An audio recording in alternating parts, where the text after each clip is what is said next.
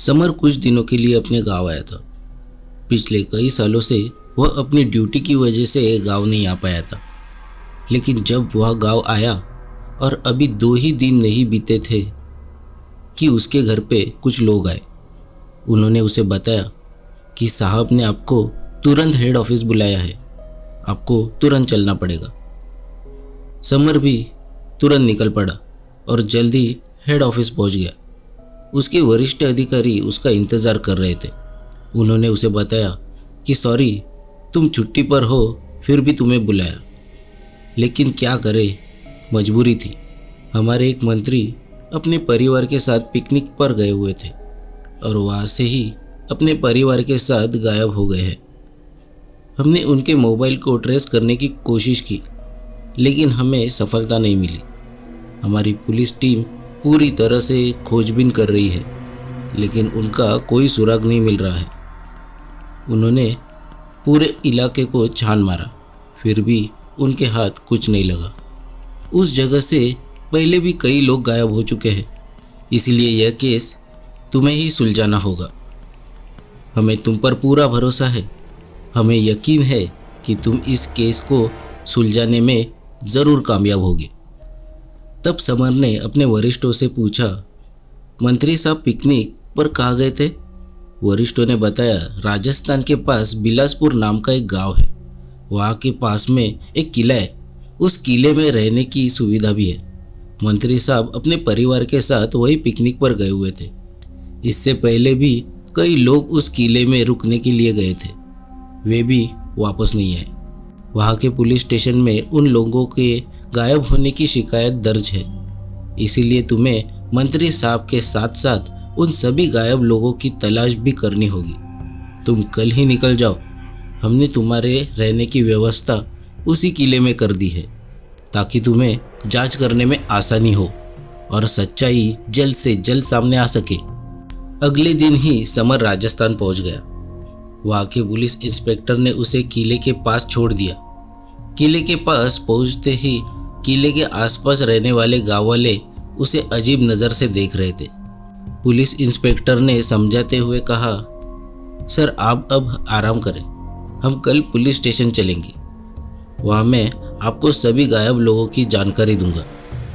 Summer ने कहा, आप चिंता ना करें, मैं कुछ देर में फ्रेश होकर आता हूँ, फिर हम गांव में थोड़ा घूमकर पुलिस स्टेशन चलेंगे। इंस्पेक्टर ने कहा, जैसी आपकी मर्जी, और वह पुलिस स्टेशन चला गया। थोड़ी देर बाद समर ने इंस्पेक्टर को फ़ोन किया और कुछ ही देर में इंस्पेक्टर उसे लेने आ गया। समर ने कहा, गाड़ी की ज़रूरत नहीं, हम पैदल ही पुलिस स्टेशन चलेंगे। रास्ते में समर को कुछ गांव वाले दिखे। वे उसके पास आए और बोले, साहब क्या आप उसी किले में ठहरे हुए हैं? समर ने कहा, हाँ। तब गांव वाले ने उसे चेतावनी दी, साहब आप वहाँ बिल्कुल न ठहरे, वह किला बहुत खतरनाक है। जो भी उस किले में रुकता है वह कभी वापस नहीं आता। आप वहाँ बिल्कुल ना जाए साहब, नहीं तो आप भी बाकियों की तरह मारे जाएंगे। समर ने पूछा, मारे जाएंगे क्या मतलब है? गाँव वालों ने कहा, वह औरत का भूत आपको मार देगा और अपने साथ ले जाएगा। वह औरत हर रात इस किले के पास वाली नदी से नाव पर आती है और किले में रुके हुए लोगों को अपने साथ ले जाती है। उसके बाल बहुत ही लंबे हैं और उसका चेहरा बहुत ही भयानक है। वह आपको भी मार डालेगी। समर हंसा और शांत होकर बोला, वह औरत कौन है? गाँव वालों ने बताया, बहुत साल पहले वह औरत इसी किले में नौकरानी के रूप में काम करती थी।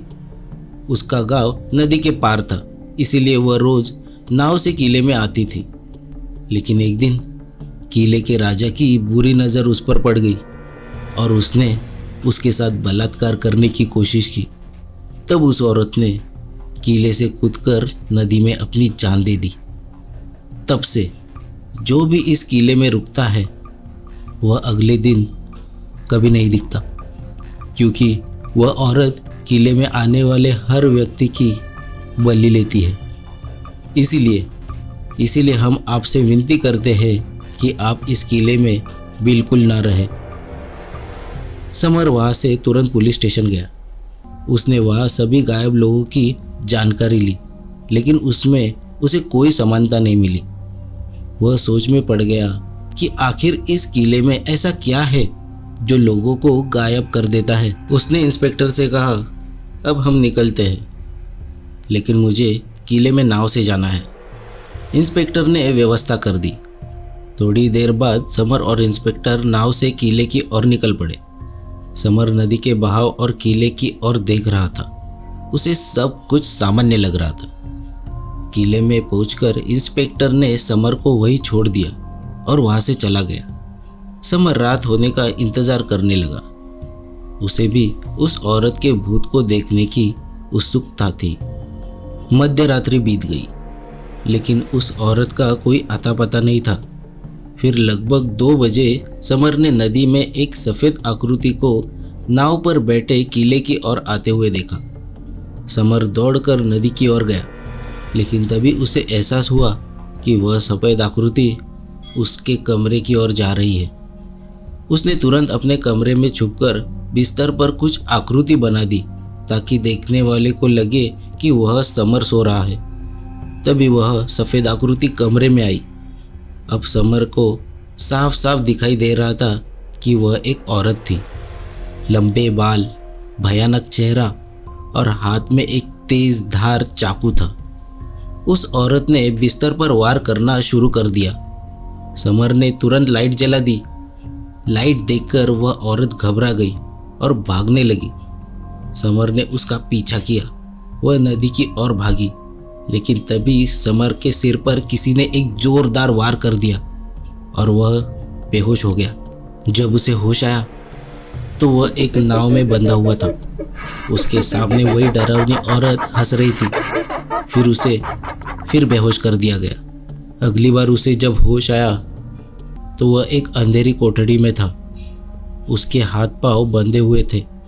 उसके आसपास अन्य लोगों की आवाज़ उसे सुनाई दे रही थी। उसे एहसास हुआ कि ये वो लोग हैं जो किले से गायब हो चुके हैं। तभी कोठरी का दरवाज़ा खुला और एक आदमी अंदर आया और बोला, नमस्ते इंस्पेक्टर साहब, नमस्ते। आपका नसीब अच्छा है कि आप कल रात बच गए। असल में हम आपको मारना चाहते थे, लेकिन अब आपको भी बाकियों की तरह इस कोठरी में सड़ना पड़ेगा। समर ने पूछा, मुझे कोई परवाह नहीं, लेकिन मंत्री साहब कहाँ है? मैं आपके बॉस से मिलना चाहता हूँ। वह आदमी रुका, फ़ोन पर किसी से बात की और फिर बोला, चलो तुम्हें हमारे बॉस से मिलवाता हूँ। 2 आदमियों ने समर को उठाकर एक खोली में ले गए। वहाँ पूरी तरह से अंधेरा था। सिर्फ बॉस के हाथ दिख रहे थे, जिन पर कई कीमती अंगूठियां चमक रही थी। बॉस ने कहा, तुम मुझसे मिलना चाहते थे ना? अब पूछो जो पूछना है, क्योंकि तुम्हारा अंत निकट है। तभी अचानक वहां पर पुलिस आ गई। समर के वरिष्ठ अधिकारी भी थे। उन्हें देखकर बॉस पूरी तरह से घबरा गया और यहाँ वहाँ भागने लगा। वो भागने की कोशिश ही कर रहा था, लेकिन तभी देर हो चुकी थी। पुलिस ने किले को चारों तरफ से घेर लिया था। पुलिस ने उसके साथियों को भी पकड़ लिया था। पुलिस ने कहा, अब भागने का कोई रास्ता नहीं है, तुम अपने आप को पुलिस के हवाले कर दो। बॉस ने भी हथियार डाल दिए। समर आगे बढ़ा और बॉस के चेहरे का नकाब हटाया। उसका नकाब हटाते ही सबको एक झटका लगा। उन्हें विश्वास नहीं हो रहा था। वे आश्चर्य थे, क्योंकि वो बॉस कोई और नहीं, खुद मंत्री साहब ही थे। समर ने मंत्री को एक लाफा मार दिया और वहाँ उसकी पूछताछ करना शुरू कर दी। समर ने कहा कि मुझे पूरा यकीन था कि यहाँ कोई भूत वूत नहीं है, यह सब मानव निर्मित है। समर ने मंत्री से पूछा, वो भूत वाली औरत झूठी है, यह मुझे पहले से ही पता चल गया था, लेकिन ये सब नाटक क्यों और निर्दोष लोगों को यहाँ क्यों बंद करके रखा था? मंत्री डरते हुए बोला, तुम्हें सच जानना है ना? मैं बताता हूँ। उसने जेब में हाथ डाला और समर की ओर एक चमकती हुई वस्तु फेंकी। समर ने उसे उठाया। यह एक प्राचीन सोने का सिक्का था। समर समझ गया, इस किले में खजाना छुपा हुआ है। ये सब इस खजाने के चक्कर में हो रहा है। मंत्री ने कहा, इस किले में अरबों का खजाना है, लेकिन गांव वाले और यहाँ के आने वाले लोगों की वजह से हम उसे निकाल नहीं पा रहे थे। इसीलिए हमने लोगों को गायब करना और किले की दहशत फैलाना शुरू कर दिया, ताकि कोई यहाँ ना आ पाए। जब सब डर जाएंगे तो हम आराम से खजाने को ले जाएंगे। हमारा यही प्लानिंग था। हम लगभग सफल हो ही गए थे, लेकिन तुम आ गए। तुम्हें मारकर हम अपना काम पूरा करने वाले थे। वरिष्ठ पुलिस ने पूछा, लेकिन वह औरत कौन थी जो भूत बनकर सबको डरा रही थी? समर ने कांस्टेबल को इशारा किया और वो एक लड़की को लेकर आए। वो भूत कोई और नहीं, खुद मंत्री साहब की बेटी थी। समर ने कहा, तुम ही हो ना उस नाव पे बैठ के आने वाला भूत? तुमने ही भूत बनकर लोगों को डराया ना? वह भी घबराते हुए बोली, हाँ, मैं ही सबको वो नकाब पहन के डराती थी। वरिष्ठ पुलिस ने पूछा, लेकिन तुमने उसे कैसे पहचान लिया? समर ने कहा, इसके हाथ मैंने देखे थे।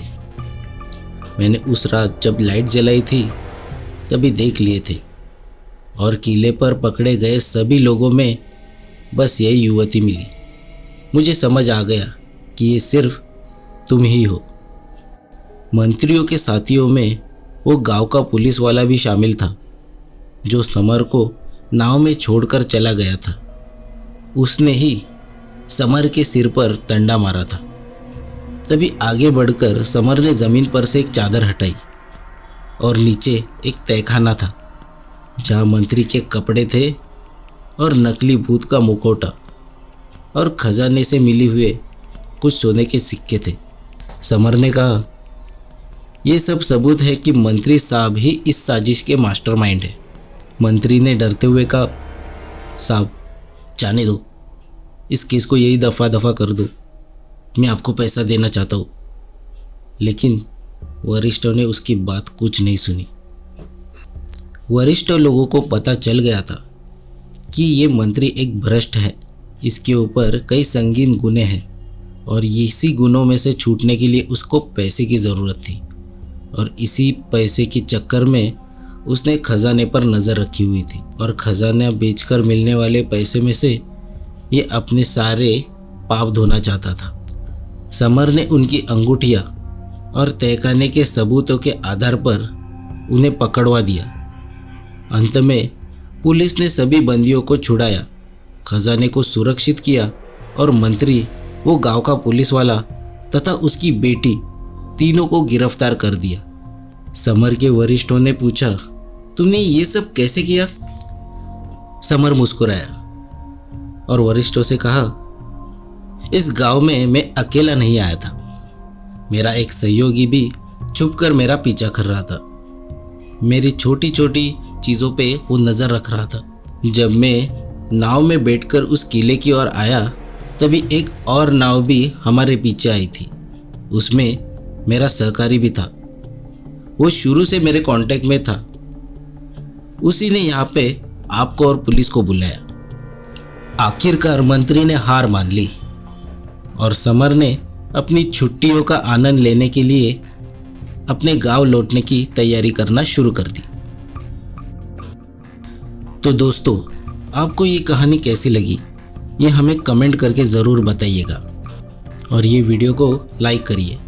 और अगर आपने हमारे YouTube channel PK story teller को सब्सक्राइब नहीं किया हो तो सब्सक्राइब ज़रूर करो। मैं आपके लिए ऐसी कहानियाँ लाता रहूँगा। धन्यवाद।